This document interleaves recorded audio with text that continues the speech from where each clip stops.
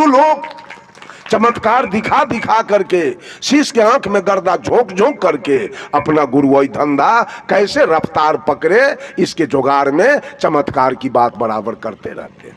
और अंधे चेला लोग भी इसी चमत्कार के पीछे। साहब कबीर ने कहा, तू कहता कागज की लेखी, अब मैं कहता आंख इनकी देखी। कारण तीन है, उपादान कारण, निमित्त कारण और साधारण कारण। जब तीनों कारण लगते हैं तो कार्य प्रारंभ हो जाता है। अगर मां न हो, पिता न हो, तो ये शरीर कहां से बनेगा? आकाश में कैसे बन गया शरीर? मैं तो कहता हूं किसी विद्यार्थी को अगर एग्जामिनेशन में पूछा जाए कि सदगुरु कबीर कैसे आए, और वो विद्यार्थी लिख दे आकाश से आए, तो एग्जामिनर नंबर देगा कि काटेगा? फेल होगा लड़का कि पास होगा? बोलिए, फेल होगा ना। बंधुओं, ये चमत्कार की बात बोल बोल करके जब भगवान राम विवाह करने जनकपुर गए तो मरवा पर बैठे हुए थे। जब दुल्हा जाता है विवाह करने तो गांव के माने युवती लड़की सब दुल्हा से मजाक करने के लिए आती है। जब राम मरवा पर बैठे थे तो जनकपुर के लड़की सब, युवती सब आ गई और भगवान राम से कहती है, ए पाहुन जी, अति उदार कर तू तीदार, अवधपुरी की बामा, खीर खाए पैदा सुत करती, पति कर कुछ नहीं कामा। ए पाहुन जी, आपके अयोध्या के नारी सब इतना उदार विचार की है, खीरे खा के बच्चा पैदा करती है, दुल्हा के कोई जरूरी नहीं।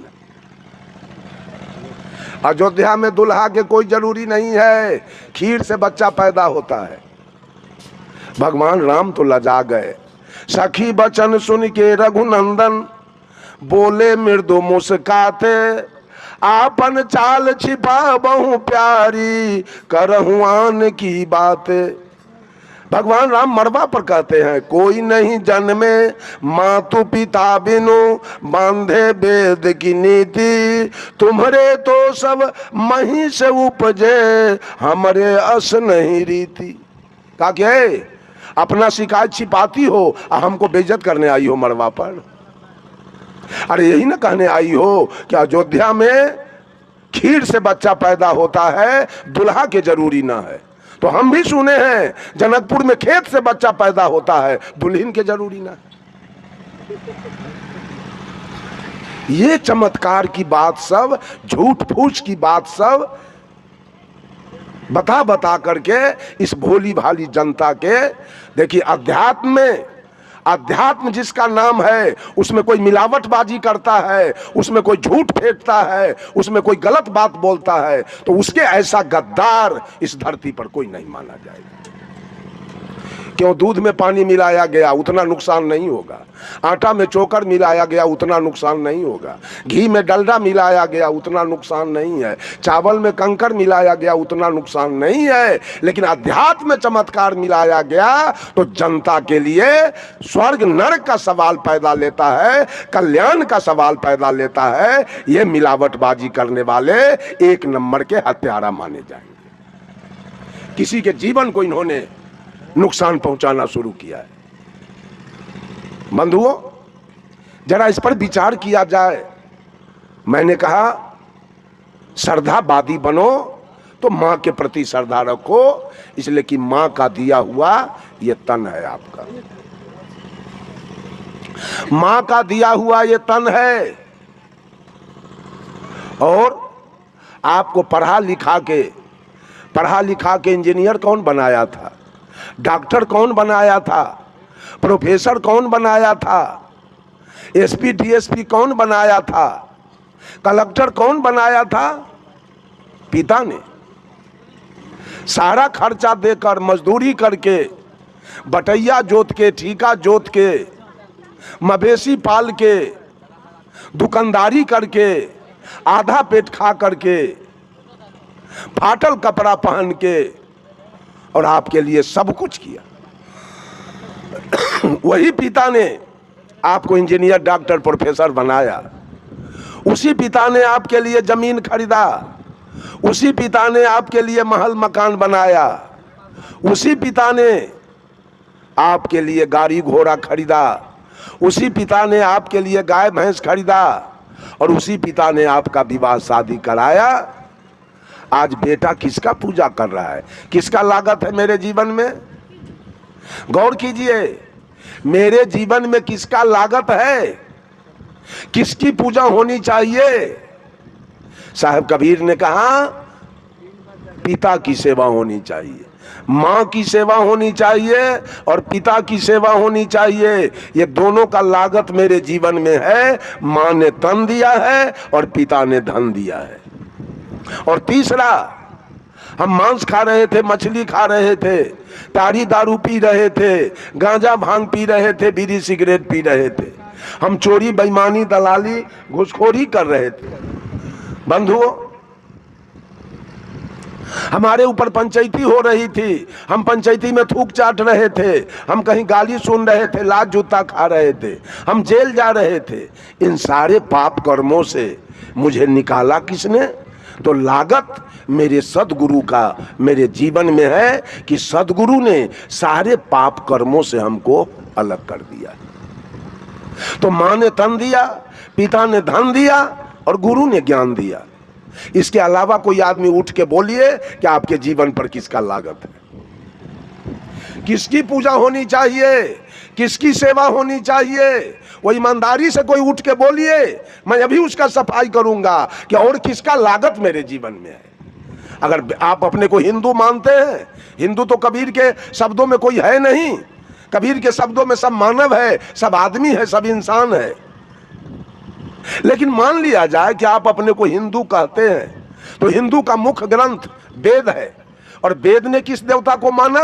वेद ने कहा मातृ देवो भव, वेद ने कहा पितृ देवो भव, वेद ने कहा आचार्य देवो भव, और वेद ने कहा अतिथि देवो भव। वेद ने नहीं कहा राम देवो भव, कृष्ण देवो भव, महादेव देवो भव, दुर्गा देवो भव, काली देवो भव, हनुमान देवो भव। वेद ने नहीं कहा, वेद ने कहा मातृ देवो भव, माँ सबसे बड़ी देवता है। और तब कहा पिता, इसलिए कि माँ का लागत ही जीवन पर 12 आना है और पिता का लागत 4 आना है, इसलिए हर जगह से माँ को आगे कर दिया गया। मातृ देवो भव, पितृ देवो भव, आचार्य देवो भव, और ये जो बैठे हुए अतिथि हैं, ये सभी देवता के रूप में बैठे हैं। इनका स्वागत करना, इनका मान सम्मान करना जिसने आयोजन किया है, उनका काम है कि हमारे दरवाजे पर जो देवी और देवता आए हैं उनका स्वागत करना मेरा काम है। ये 4 देवता है। विवेकानंद जी ने तो 2 देवता और बढ़ाया, विवेकानंद जी 2 देवता और बढ़ा दिया, मूर्खो देवो भव और मूर्खो देवो भव और दरिद्रो देवो भव, 2 देवता और बढ़ा दिया गया। बंधुओं, यही आपके देवता हैं। इनका लागत, इनका कर्ज आपके सिर पर है। इनका कर्ज सधा लीजिए, इनका लागत वापस कीजिए।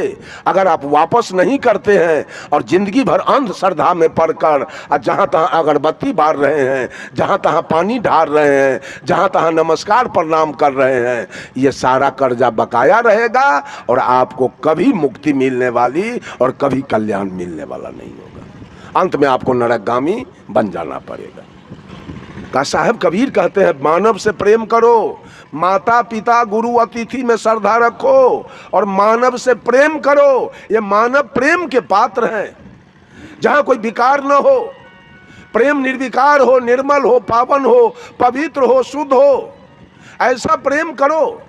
सेवरी और राम के जैसा प्रेम करो अपने माँ से, अपने पत्नी से, अपने बेटा और बेटी से, अपने भाभी से, अपने भाई से, अपने पिता से या गांव के लोग से। मनुष्य प्रेम का पात्र है। मानव से प्रेम करो। जहाँ कोई जातीयता न हो, जहाँ कोई सांप्रदायिकता न हो, जहाँ कोई ऊंच नीच का भेद न हो, जहाँ कोई अवर्ण सवर्ण का भेद न हो, जहाँ कोई छुआछूत का भेद न हो, जहाँ कोई गोरा काला का भेद न हो, जहाँ कोई हिंदू मुसलमान का भेद न हो, ऐसा प्रेम करो मानव मात्र से। यह कबीर की दूसरी भक्ति। माता पिता गुरु अतिथि में श्रद्धा रखो और मानव से प्रेम करो। और तीसरी भक्ति है यह जीव मात्र जितने मानवेतर प्राणी, मानवेतर अर्थात मनुष्य जोनी से नीचे की खानी में जीने वाले ये पशु पक्षी कीड़ा मकोड़ा सब दया के पात्र हैं। इन प्राणी पर दया रखो, ये तीसरी भक्ति। संत मत कहाते हैं, कबीर मत कहाते हैं, और दर्जन के दर्जन बकरी पोस के कुट्टी कटवाते हैं। दया का एक पैसा लेस नहीं। वो आदमी स्वर्ग जाएगा, बैकुंठ रास्ता खुला हुआ है क्या? हत्यारा बैकुंठ जाएगा, हत्यारा सतलोक जाएगा, स्तुति करके और विनती करके भर मांग चंदन करके और लाल पियर पहन के सतलोक चला जाएगा। व्हाट इज सतलोक? सतलोक है किधर? साहब कबीर ने कहा, नर तू पार उतर कहाँ जई हो, आगे पंथी पंथ न कोई, कुछ मकान न पई हो। आ कहे कबीर सुनो भाई साधो, जहाँ के पौध तहीं ठहरई हो। अनजाने को स्वर्ग नरक है, हरि जाने को नहीं। आ जही डर से सब लोग डरतु हैं, सो डर हमरे नहीं। दिल में दया का एक पैसा नहीं। यहाँ अमीर बनने की बात है, बकरी 30-30 हजार में खसी बिक रहा है। यहाँ अमीर बनने की मंशा है कि हम धनवान बन जाए, बकरी कटवा कटवा के। तो धनवान बनोगे कि मुक्ति पाओगे? दो में से तो एक ना होगा। या तो धनवान बनोगे, नहीं तो मुक्ति पाओगे। तो पोसा गया धन के लिए। बकरी क्यों पोसा गया? गाय तो लाया गया दूध के लिए, भैंस लाई गई दूध के लिए, बैल लाया गया खेत जोतने के लिए, घोड़ा लाया गया चढ़ने के लिए। अब बकरी क्यों लाई गई? मांस बेचने के लिए। यह मनसा खराब है, अंतरात्मा का विचारधारा गंदा है। अब वो आदमी कहता है हम संत मत में है, हम कबीर मत में है।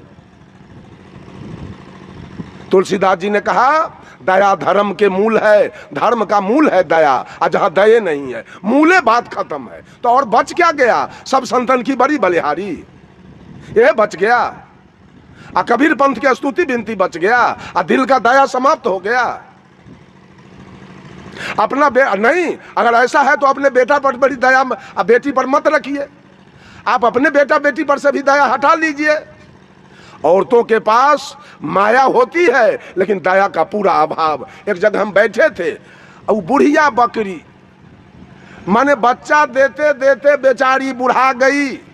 अंत में जब वो बच्चा देने लायक नहीं रह गई, तो घर भैया कसाई के हाथे बेच लिया। हम उस जगह बैठे हैं, कसैया जो बकरी को ले के चला, तो बकरी वाली कहती है, जा हे लक्ष्मी बड़ा धार। बट पापी कहाँ के, लक्ष्मी इनको बड़ा धार दिया। अंत में इतना बेचने से इसका पेट नहीं भरा, बच्चा कटवाने से, तो अंत में बुढ़ियों के गर्दन कटवा रही है।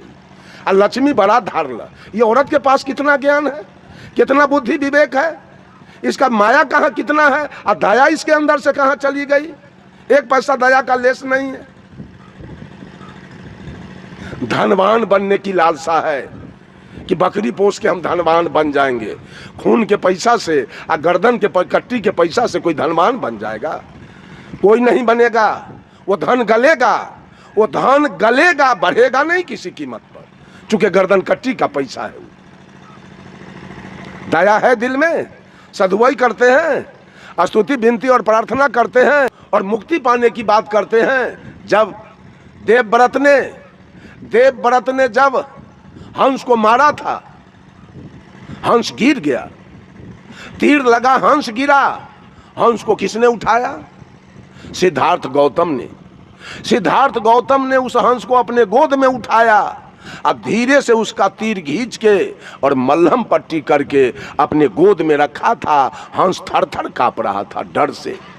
देवव्रत दौड़ के आया, भैया, चचेरा भाई थे दोनों, भैया ये हंस मेरा है, मैंने इसको मार के गिराया है, हंस मुझे दे दो। सिद्धार्थ गौतम ने कहा, भैया मारने वालों से ज्यादा अधिकार है बचाने वालों का। मैंने इस हंस के प्राण की रक्षा की है, मैं हंस नहीं दूंगा।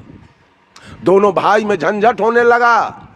कहा तो एक काम करो, पंचायती बैठाओ और फरियालो कि हंस किसका होगा। सौभाग्य देखिए, पंच में सिद्धार्थ गौतम के पिताजी राजा सुदोधन को पंच माना गया। एक तरफ भतीजा है और एक तरफ बेटा है, और पिताजी पंच बन गए। देखा कि अगर भतीजा के पक्ष में जाता हूं तो बेटा कहेगा पप्पा भतीजा का पक्ष ले लिया, अगर बेटा का पक्ष लेता हूं तो भतीजा कहेगा बड़ा पप्पा बेटा के पक्ष में भाग गया, अभी संकट है यहाँ। एक उपाय सूझा शुद्धोधन को, कहा कि ए देवव्रत सामने खड़ा हो जा।